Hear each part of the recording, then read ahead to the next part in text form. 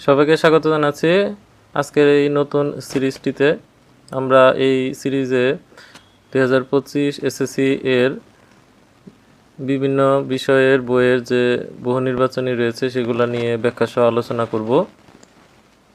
তারই ধারাবাহিকতায় আজকে আমরা নবম দশম শ্রেণীর জীববিজ্ঞান কোন পাঠ বোর্ড এমসিকিউ সেগুলো আলোচনা করব। তো জীববিজ্ঞানের ধারণা এর 3 পৃষ্ঠা। এখানে 1 নম্বর এমসিকিউ হচ্ছে প্রকৃতি বিজ্ঞানের প্রাচীনতম শাখা কোনটি? সেটা হচ্ছে জীববিজ্ঞান।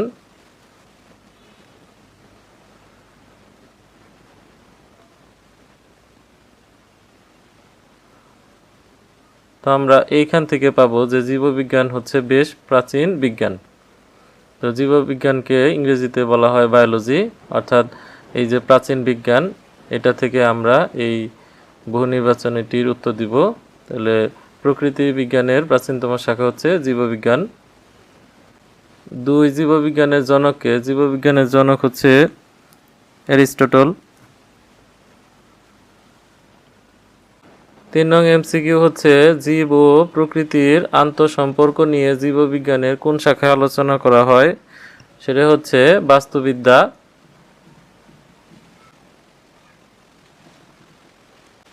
তো এই 4 নম্বর পৃষ্ঠা এখানে আছে বাস্তুবিদ্যা বা ইকোলজি। এই শাখায় প্রাকৃতিক পরিবেশের সাথে জীবের আন্তঃসম্পর্ক নিয়ে আলোচনা করা হয়। তো প্রশ্নে বলছে হলো জীবের আন্তঃসম্পর্ক নিয়ে আলোচনা করা হয় জীববিজ্ঞানের কোন শাখায়? সেটা হচ্ছে বাস্তুবিদ্যা বা ইকোলজি। 4 নং এমসিকিউ হচ্ছে টিস্যু সমূহের গঠন কোন শাখায় আলোচনা করা হয়? সেটা হচ্ছে এখানে অপশন ক, হিস্টোলজি।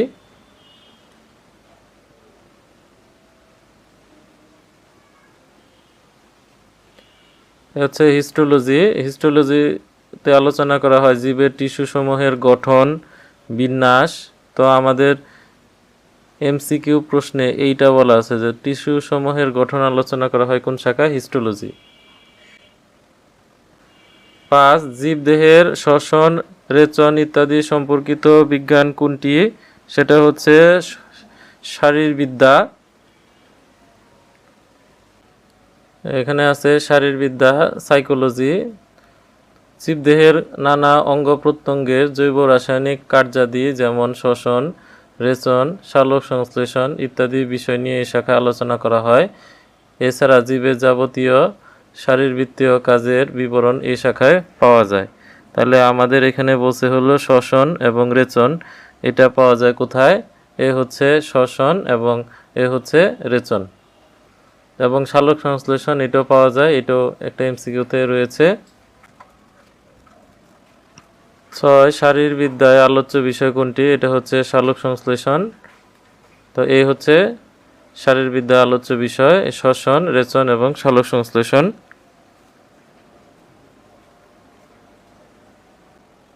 7 নিচের কোনটিতে প্রাণের বিকাশ নিয়ে আলোচনা করা হয়? সেটা হচ্ছে বিবর্তনবিদ্যা। খ, বিবর্তনবিদ্যা বা ইভলিউশন পৃথিবীতে প্রাণের বিকাশ, জীবের বিবর্তন, ক্রমবিকাশের তথ্যসমূহ আলোচনা এই শাখার বিষয়বস্তু। অর্থাৎ এখানে বলছে যে প্রাণের বিকাশ, তাহলে প্রাণের বিকাশ এটা আলোচনা করা হয় ইভলিউশন বা বিবর্তনবিদ্যায়। 8 হরমোন নিয়ে আলোচনা করা হয় কোনটিতে? এটা হচ্ছে এন্ডোক্রাইনোলজি। ক, এন্ডোক্রাইনোলজি জীবদেহের হরমোনের কার্যকারিতার বিষয় এই শাখায় আলোচনা করা হয়, অর্থাৎ হরমোনের কার্যকারিতা হচ্ছে এন্ডোক্রাইনোলজি। এই প্রশ্নটি আবার রিপিট করছে 9 নং প্রশ্নে। নিচের কোনটি এন্ডোক্রাইনোলজির সাথে সম্পর্কিত? সেটা হচ্ছে হরমোন। তাহলে এন্ডোক্রাইনোলজি মানে হচ্ছে হরমোন সম্পর্কিত, আর হরমোনটি এন্ডোক্রাইনোলজির সাথে সম্পর্কিত। 5 নং পৃষ্ঠা। এখানে 10 নং এমসিকিউ হচ্ছে কোনটি জীববিজ্ঞানের ফলিত শাখা? সেটা হচ্ছে পরজীবীবিদ্যা। খ,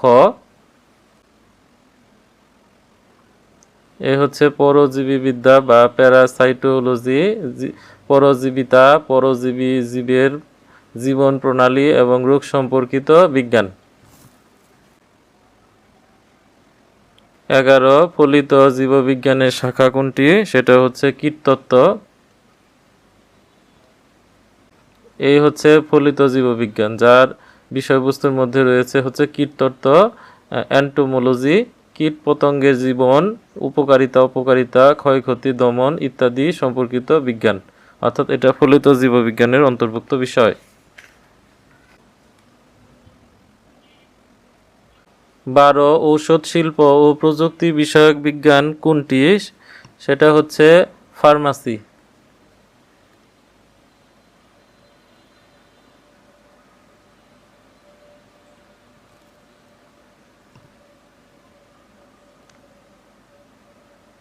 ফার্মেসি বা ঔষধ শিল্প ও প্রযুক্তি বিষয়ক বিজ্ঞান। এখানে প্রশ্নে ঔষধ ও প্রযুক্তি বিষয়ক বিজ্ঞান কোনটির মধ্যে রয়েছে, সেটা হচ্ছে ফার্মেসি। 13 ক্যারোলাস লিনিয়াস জীবজগৎকে কয়টি রাজ্যে ভাগ করেছেন? উত্তর হচ্ছে 2টি রাজ্যে ভাগ করেছেন।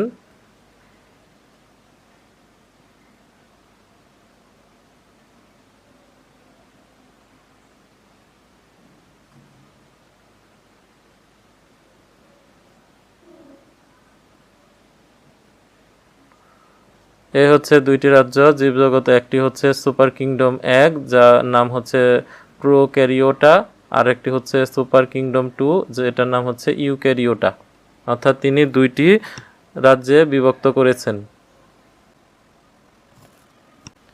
14 জীবজগৎ সম্পর্কে সহজে ও সুশৃঙ্খলভাবে জানতে সাহায্য করে কোনটি? এটা হচ্ছে ট্যাক্সোনমি।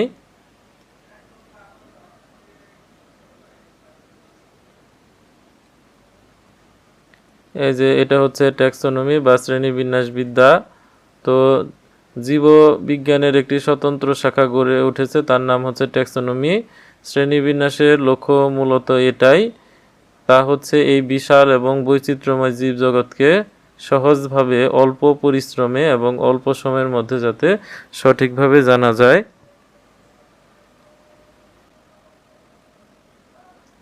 15 কে জীবজগৎকে 5টি রাজ্যে ভাগ করার প্রস্তাব করেন? এটা হচ্ছে আর.এইচ. হুইটাকার।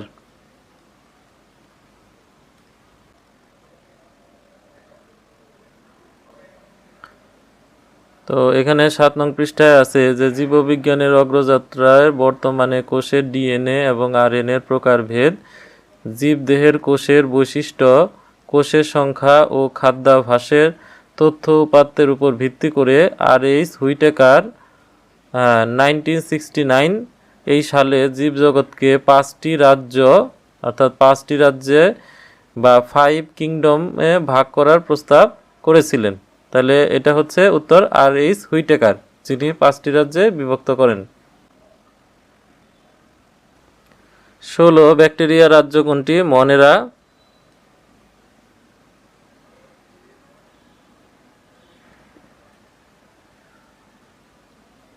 এই হচ্ছে মনেরা রাজ্য, যার উদাহরণ হচ্ছে ব্যাকটেরিয়া এবং নীলাভ, সবুজ শৈবাল।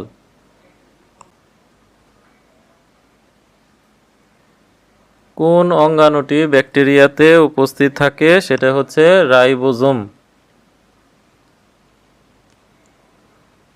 কিন্তু রাইবোজোম আছে, এই যে হচ্ছে আমাদের অপশনগুলো, অর্থাৎ এখানে এদের মধ্যে প্লাস্টিড থাকবে না, মাইটোকন্ড্রিয়া থাকবে না, এন্ডোপ্লাজমিক জালিকা ইত্যাদি অঙ্গাণু থাকবে না, কিন্তু রাইবোজোম থাকবে।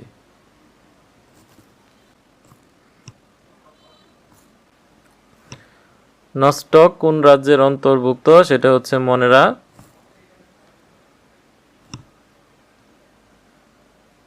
এই হচ্ছে নস্টকের চিত্র। 19 ডায়াটম কোন রাজ্যের জীব? সেটা হচ্ছে প্রোটিস্টা।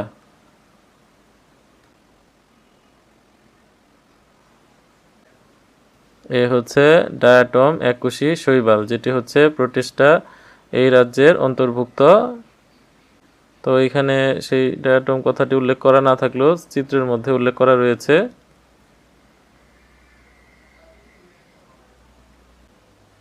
বিষ কোনটির কোষ প্রাচীর কাইটিন দিয়ে তৈরি? এটা হচ্ছে পেনিসিলিয়াম। কাইটিন দ্বারা তৈরি কোষ প্রাচীর হলে এটা মসৃণ হয়।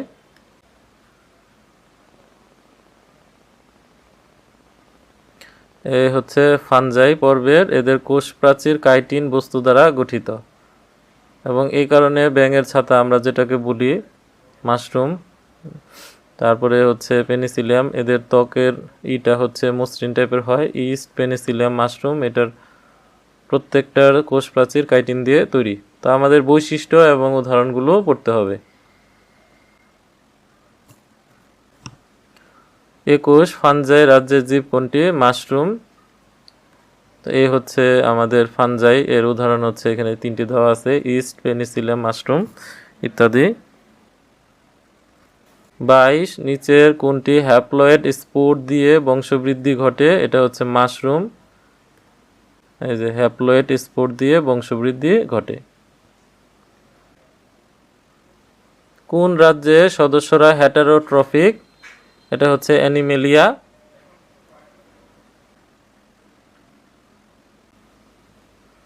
এ হচ্ছে অ্যানিমেলিয়া, এটা হচ্ছে প্লাস্টিড না থাকায় এরা হেটারোট্রফিক। এর মানে হচ্ছে এরা হচ্ছে পরভোজী, অর্থাৎ নিজেদের খাদ্য নিজেরা তৈরি করতে পারে না, এরা অন্যের উপর নির্ভরশীল।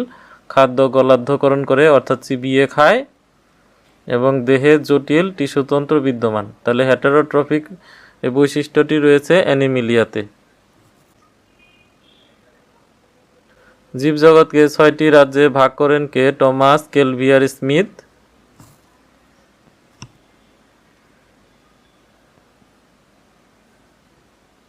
দুই সালে অক্সফোর্ড বিশ্ববিদ্যালয়ে টমাস কেলভিয়ার স্মিথ জীবজগতে প্রোটিস্টাকে প্রোটোজোয়া এবং কেমিস্টা নামে 2টি ভাগে ভাগ করেন এবং মনে রাখে ব্যাকটেরিয়া রাজ্য হিসেবে পুনঃনামকরণ করেন। এভাবে তিনি জীবজগৎকে মোট 6টি রাজ্যে ভাগ করেন, অর্থাৎ 6টি রাজ্যে ভাগ করেন হচ্ছে টমাস কেলভিয়ার স্মিথ। 25 রাজ্য ফানজাই এবং রাজ্য প্ল্যান্টি এর সাদৃশ্য হলো, অর্থাৎ ফানজাই পর্বের এবং প্ল্যান্টি পর্বের মধ্যে কোন বৈশিষ্ট্যটি মিল রয়েছে? অর্থাৎ সাদৃশ্য মানে মিল। এরা স্পোর দিয়ে বংশবৃদ্ধি করে না, কারণ ফানজাই স্পোর দিয়ে করলেও প্ল্যান্টি বা গাছ এরা স্পোর দিয়ে বংশবৃদ্ধি করে না, তাহলে এই অপশনটি বাদ। এদের নিউক্লিয়াসটি সুগঠিত, এটা সত্য। কোষে কোষ প্রাচীর উপস্থিত, এটা সত্য। আর অপশনগুলো এইভাবে দেওয়া আছে, যদি আমরা কোনো একটা অপশন এখানে ভুল পাই তাহলে অপশন বাকি 2টা হবে সঠিক উত্তর। তাহলে এখানে উত্তর হবে 2 এবং 3, অর্থাৎ গ। 26 প্রোটিস্টা রাজ্যের জীবের ক্ষেত্রে প্রজননের পদ্ধতি হলো 1 কনজুগেশন, 2 মাইটোসিস, 3 মিওসিস। এ হচ্ছে প্রোটিস্টা রাজ্য। তো এখানে বলছে যে মাইটোসিস কোষ বিভাজনের মাধ্যমে অযৌন প্রজনন ঘটে এবং কনজুগেশনের মাধ্যমে, অর্থাৎ জৈবনিক ভিন্ন কিন্তু গঠনগত এক, এরূপ 2টি গ্যামেটের মিলনের ফলে যৌন প্রজনন ঘটে। অর্থাৎ মাইটোসিস কোষ বিভাজন এবং কনজুগেশন এই 2টার মাধ্যমে ঘটে থাকে, তাহলে এখানে মিওসিস ঘটে না। আমাদের এই উত্তরটি এখানে হচ্ছে মিওসিস অংশ, এটা কাটা যাবে। তাহলে কনজুগেশন পদ্ধতিতে কোষ বিভাজন ঘটে এবং মাইটোসিস পদ্ধতিতে এই প্রজনন ঘটে থাকে। তাহলে মাইটোসিস এবং কনজুগেশন, অর্থাৎ 1 এবং 2, অর্থাৎ ক সঠিক।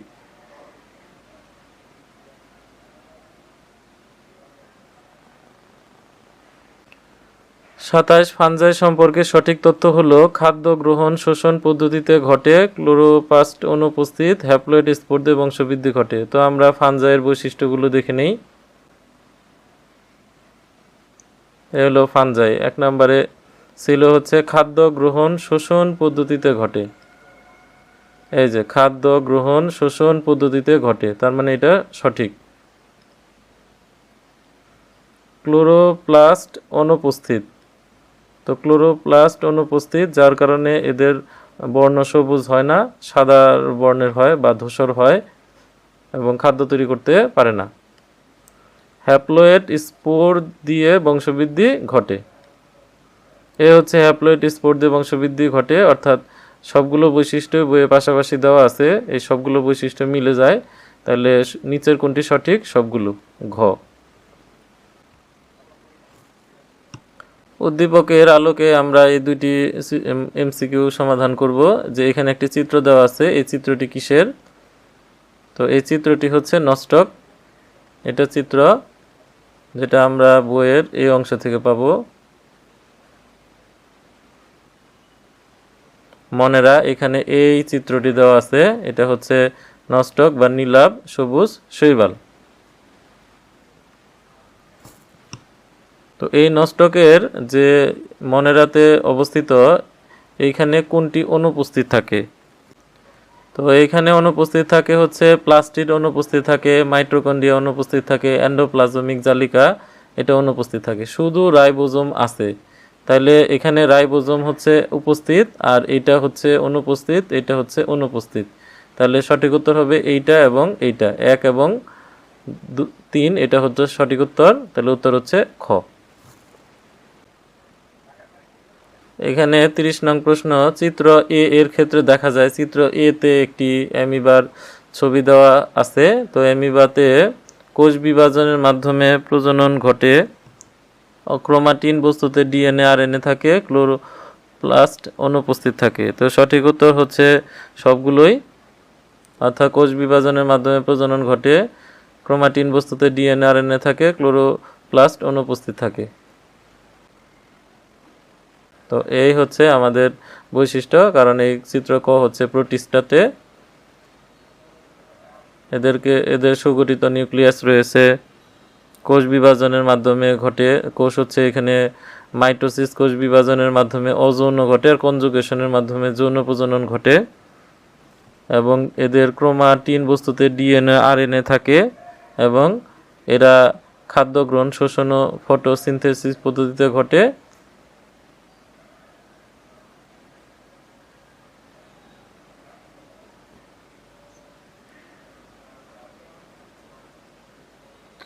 উত্তর হচ্ছে ঘ।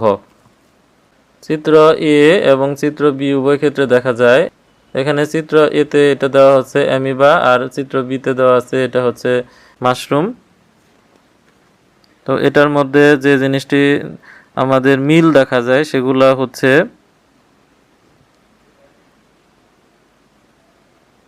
এদের নিউক্লিয়াস সুগঠিত, এটা মিল দেখা যায়। হ্যাপ্লয়েড স্পোর পদ্ধতিতে বংশবৃদ্ধি ঘটে, এটা দেখা যায় না। শোষণ পদ্ধতিতে খাদ্য গ্রহণ করে।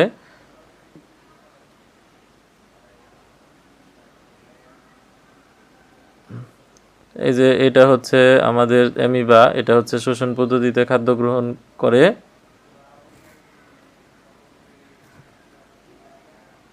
তো হ্যাপ্লয়েডের মাধ্যমে করে না, কারণ এটা হচ্ছে মাইটোসিস অথবা কনজুগেশনের মাধ্যমে এদের প্রজনন ঘটে থাকে। তাহলে অ্যামিবার ক্ষেত্রে এই হ্যাপ্লয়েড স্পোর এটা সঠিক নয়, তবে সেটি মাশরুম এর ক্ষেত্রে বা ফানজাই এর ক্ষেত্রে সঠিক। তাহলে উত্তর হচ্ছে 1 এবং 3 খ। পরের পর্ব দেখার আমন্ত্রণ রইল।